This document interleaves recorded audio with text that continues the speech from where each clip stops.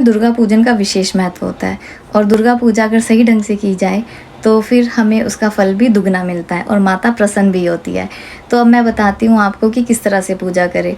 दुर्गा सप्तशती नाम की किताब आती है तो सभी को पता होगा और इस किताब में 13 अध्याय होते हैं, यानी कि 13 लेसन्स होते हैं जो कि हमें 9 दिन में पढ़ने होते हैं। सबसे पहले हमें पढ़ना होता है दुर्गा कवच, ये भी इसी किताब में होता है।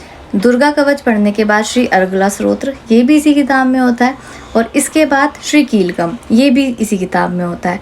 ये तीनों पाठ करने के बाद पहले दिन हमें प्रथम अध्याय पढ़ना है, पहला अध्याय। दूसरे दिन हमें दूसरा, तीसरा और चौथा अध्याय पढ़ना है।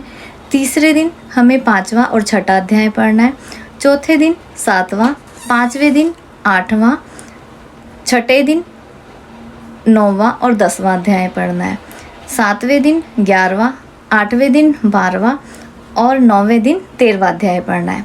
डेली अध्याय करने के बाद आपको श्री सिद्ध कुंजिका स्तोत्रम, ये पाठ भी दुर्गा सप्तशती की किताब में बैक साइड में होता है, ये पाठ भी ज़रूर करें। ये सारे पाठ करने के बाद और कुंजिका स्तोत्र का पाठ करने के बाद आपका दुर्गा सप्तशती का पाठ पूरा हो जाता है।